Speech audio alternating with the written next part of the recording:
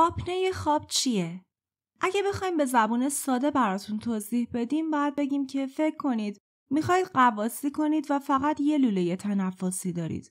همسرتون میتونه به اعماق اقیانوس بره اما شما باید هر 30 ثانیه برای هوا به سطح آب بیایید. تنها تفاوتش اینه که شما زیر آب نیستین. خوابید و دستگاه تنفس شماست که بد کار میکنه. به قول دکتر کریس وینتر متخصص اختلالات خواب، اگه به آپنه خواب دچار هستین مغز شما دائم باید بین تنفس و خواب تصمیم گیری کنه. اگر آپنه خواب دارید تنفستون صدها بار در طول شب متوقف میشه. بنابراین رسیدن به وضعیت خواب عمیق و دشوار میکنه. حتی ممکنه چند بار بیدار شید. نتیجه اینه که شما به اندازه کافی نمیخوابید یا حداقل خواب خیلی خوبی نخواهید داشت. چند نوع آپنه خواب وجود داره. اولیش آپنه انسدادی خوابه که شایع ترین نوع آپنه است و وقتی رخ میده که عضلات گلوتون هنگام خواب مسدود میشه. یه نوع دیگهش آپنه خواب مرکزیه که وقتی اتفاق میفته که ارتباط بین مغز و عضلات قطع میشه. در نتیجه مغز شما سیگنالای صحیح رو به عضلاتی که تنفس رو کنترل میکنن ارسال نمیکنه. گاهی اوقات آپنه انسدادی و مرکزی به صورت همزمان رخ میده که بهش میگن سندروم آپنه خواب پیچیده. یکی از عواملی که باعث میشه به آپنه مبتلا بشین چاقیه. در حالی که آپنه مرکزی خواب ممکنه به علت مشکلات پزشکی یا مصرف یه سری داروهای خاص اتفاق بیفته، آپنه انسدادی خواب اغلب بر روی افرادی که اضافه وزن دارن تاثیر میذاره. بعضی از کارشناسا معتقدن افرادی که اضافه وزن دارن بافت اضافی تو ناحیه دهان و گلو دارن که راه تنفسی رو مسدود میکنه. اگرچه تمام افراد مبتلا به آپنه خواب اضافه وزن ندارن، اما از دست دادن وزن اضافه میتونه علائم رو به مقدار خیلی زیادی کاهش بده. عوامل دیگه مثل داشتن لوزه‌های بزرگ یا راه تنفسی باریک، داشتن یه عضو خانواده با آپنه خواب، سیگار کشیدن، مصرف الکل و گرفتگی بینی. همه این عوامل هم میتونن باعث بشن شما به آپنه مبتلا بشین. خور و پف شدید ممکنه نشانه بارز آپنه خواب باشه، اما باید بدونین که این تنها نشانه نیست. خور و پف یه نشانه خیلی خوبه. نه تنها صدای بلندش، بلکه خور و پف همراه با صدای خفه هم مهمه. این خور و پف زمانی اتفاق میفته که بافت در پشت گلو ارتعاش پیدا میکنه. البته تمام افرادی که خور و پف میکنن آپنه خواب ندارن. احساس خواب‌آلودگی بیش از حد در طول روز هم یه علامت دیگه آپنه خوابه. اکثر مردم خواب‌آلودگی خودشون رو با آپنه خواب مرتبط نمیدونن، چون نمیدونن که در طول شب در واقع بیدار بودن. سردردهای صبحگاهی، خشک شدن دهان، نوسانات خلقی و تمرکز کردن سختم از نشانه‌های آپنه خوابه. باید بدونین که آپنه در مردا خیلی بیشتر از زن است. البته در خانم‌ها هم دیده میشه. با رسیدن به سن یائسگی خطر آپنه خواب تو خانم‌ها هم افزایش پیدا میکنه.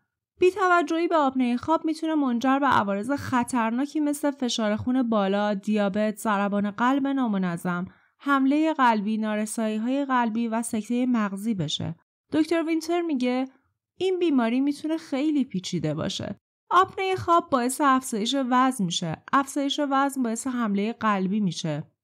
همینطور احتمال ابتلا به دیابت و سندروم متابولیک هم افزایش میده. حتی میتونه خطر ابتلا به افسردگی رو هم افزایش بده.